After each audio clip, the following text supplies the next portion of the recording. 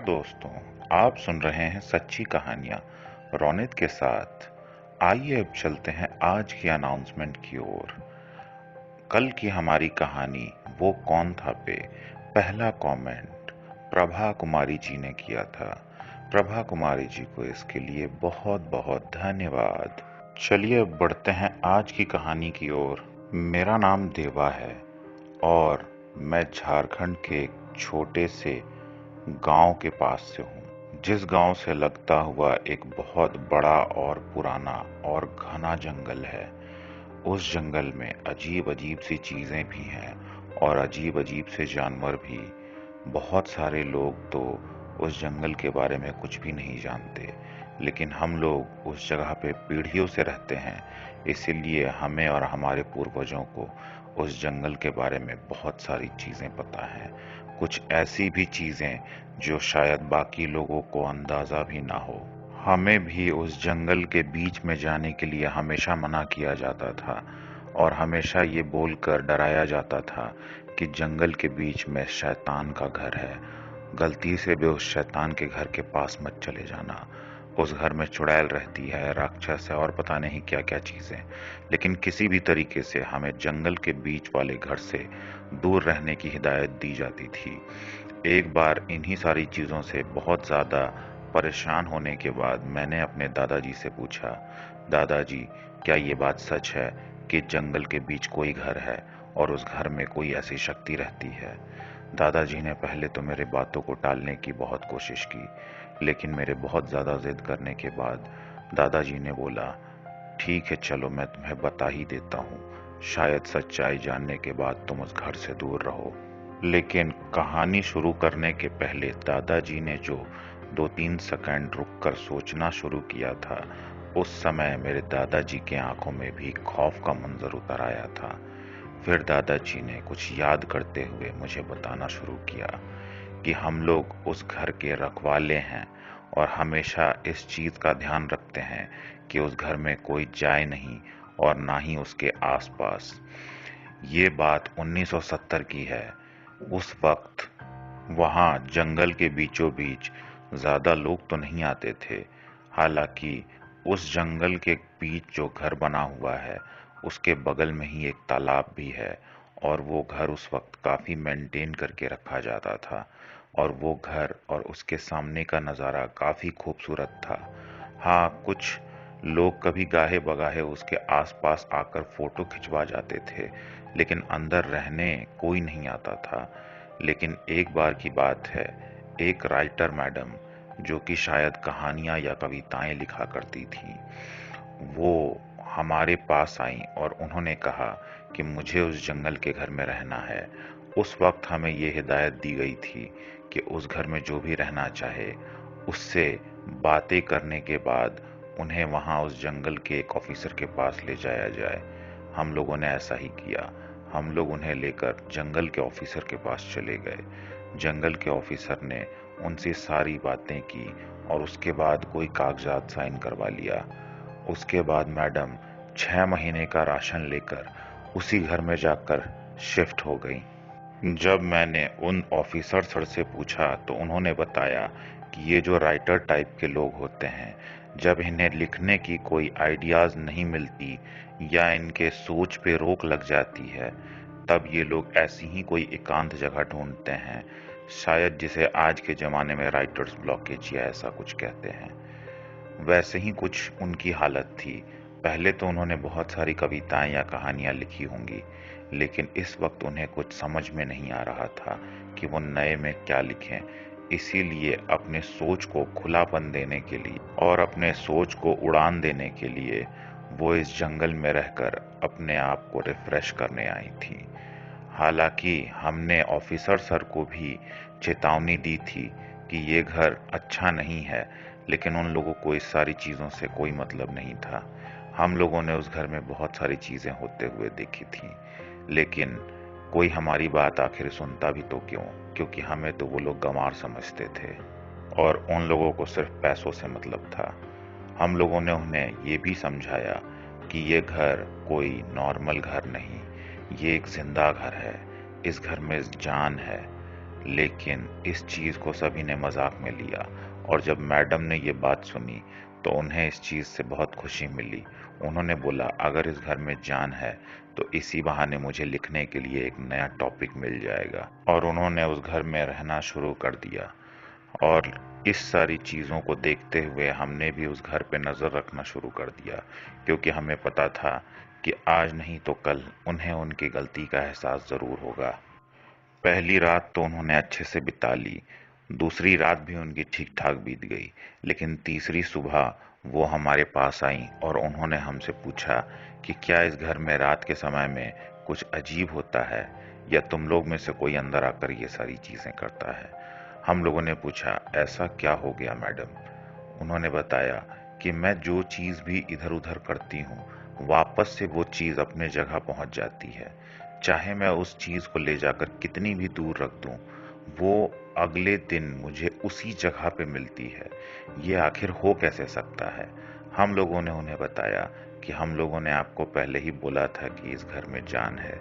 ये घर अपने साथ छेड़छाड़ बर्दाश्त नहीं कर सकती। खैर, अगर आपको ये चीज़ समझ में आने लगा है, तो अभी आप यहाँ से जाने की कोशिश कर सकती हैं। हमारी बात सुन के उन्हें थोड़ा डर तो लगा, लेकिन उन्हें ये लगा कि ये सारी चीज़ें हम लोग उन्हें डराकर भगाने के लिए कर रहे हैं, इसीलिए वो वहाँ जमी रहीं। दूसरे दिन फिर से वो हमारे पास आईं और उन्होंने बोला, रात में लंबी-लंबी सांसें लेने की आवाज़ें आती हैं, ये किसकी हरकत थी? हम लोगों ने कहा, क्या जितनी तेज़ आवाज़ें आपको सुनाई दे रही थी, वो कोई इंसान की आवाज़ें हो सकती हैं? वो उस घर की सांसों की आवाज़ है। वो घर सांस लेता है, वो घर जिंदा है। मैडम इस चीज़ पे भड़क गईं। उन्हें लगा हम उनके दिमाग से खेलना चाह रहे हैं, लेकिन हमें ये सब कहाँ आता था। हम तो सिर्फ सच बयां कर रहे थे, लेकिन मैडम को इस चीज़ से कोई मतलब नहीं था। लेकिन चौथे पांचवें दिन होते होते तक मैडम हमारे पास आईं और उन्होंने कहा, ये घर मुझे बाहर नहीं जाने देता। अगर मैं इस घर से बाहर जाने लगती हूँ या आधे एक घंटे से ज़्यादा देर बाहर घूमती हूँ, तो मेरी तबीयत बिगड़ने लगती है और इस घर में आते के साथ मेरी तबीयत ठीक हो जाती है। तुम लोग घर के इतने नज़दीक रहते हो, तब भी तुम तक पहुँचने के लिए मुझे काफ़ी मेहनत करनी पड़ती है। ये शरीर कमज़ोर पड़ने लगता है घर से बाहर निकलते के साथ, और घर में रहने पे एक अलग ऊर्जा फील होती है। आज मैं रात में जगकर ये देखना चाहती हूँ कि ये घर आखिर रात में करता क्या है। उसके अगले दिन मैडम घर से बाहर निकली और उन्होंने हमें इशारा करके घर के पास बुलाया। हम लोग भी गेट के बाहर खड़े हो गए, क्योंकि अंदर जाने की हमारी हिम्मत नहीं थी। हम लोगों ने वहीं से उनसे चिल्लाकर पूछा, क्या हो गया मैडम? मैडम ने कहा, ये रात में मेरे लिए खाना भी बनाता है। हम लोगों ने पूछा, कौन? बोला, ये घर मेरे लिए खाना बनाता है। इसने कल रात में मेरे लिए खाना बनाया। मुझे काफ़ी डर लगा, इसलिए मैंने खाने के सारे सामान को फेंक दिया, लेकिन ये घर नहीं चाहता कि मैं बाहर निकलूं, इसीलिए ये घर मेरा मनोरंजन करने की भी कोशिश करता है। बस ये एक ही चीज़ चाहता है कि मैं घर से बाहर न निकलूं, और अगर मैं घर से बाहर निकलने की कोशिश करती हूँ तो ये घर मुझे बीमार कर देता है। वैसे हमें भी एक चीज़ अब नज़र आने लगी थी। मैडम की उम्र अचानक से 6-7 दिनों के अंदर ही काफ़ी बढ़ी हुई नज़र आ रही थी। उनके चेहरे पे काफ़ी काले धब्बे और झुर्रियाँ नज़र आ रही थीं। लग रहा था जैसे वो यहाँ 7 दिनों से नहीं 7 सालों से रह रही हैं। ये बात थोड़ी अजीब थी, लेकिन हमें बस ये पता था कि ये घर शैतानी घर है, ये नहीं कि इस घर में ये शैतानी ताकतें आई कैसे। खैर, मैडम ने हमें बचाने के लिए गुहार लगाई। हम लोग इस चीज़ को लेकर और इस बातों को लेकर अपने गांव में गए। वहां सभी को ये बातें बताई। गांव के ज़्यादातर लोगों ने हमें सलाह दी कि वो मैडम उस शिकंजे में खुद जाकर फंसी हैं। तुम लोग अब इसके लिए कुछ नहीं कर सकते। वो घर अब उन्हें जाने नहीं देगा। फिर गांव वालों ने एक कहानी सुनाई कि एक बार वो घर जब काफ़ी समय तक खाली रहा, तो हमारे गांव के भी कुछ लोगों ने वहां रहने की कोशिश की थी, और जिन 4 लोगों ने वहां रहने की कोशिश की थी, उन लोगों की जान ले ली उस घर ने, लेकिन बाहर नहीं निकलने दिया। हालांकि आखिर में उनके शरीर भी हमें मिले नहीं। किसी को नहीं पता कि वो घर उसे 4 लोगों को निगल गया या गायब कर दिया, लेकिन आज तक कभी दोबारा किसी ने उन चारों को नहीं देखा। मैडम के साथ भी यही होगा। मैडम को भी आखिर में वो घर निगल जाएगा और मैडम उसी घर की हिस्सा बन के रह जाएगी। गांव वालों ने कहा, अगर तुम्हें उन्हें बचाने की कोशिश करनी है तो एक बार जंगल वाले ऑफिसर से बात करके देखो। जब हम लोग उनके पास ये बातें लेकर गए तो वो अजीब सी मुस्कुराहट मुस्कुराते हुए वहां से चले गए। ऐसा लग रहा था जैसे वो जानबूझकर ये सारी चीजें करते हैं। उन्हें सब कुछ पता है, लेकिन वो उन्हें बचाना नहीं चाहते। अब हमें खुद ही कुछ करना था।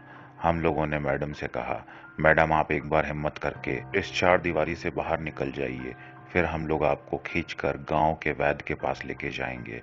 जरूर कोई ना कोई इलाज निकल आएगा। लेकिन जब मैडम ने उस मेन दीवार के बाहर निकलने की कोशिश की तो उन्हें पूरे शरीर में तेज दर्द होने लगा और वो असफल हो गई। उन्होंने कहा, मैं इस घर से ज्यादा दूर नहीं जा सकती।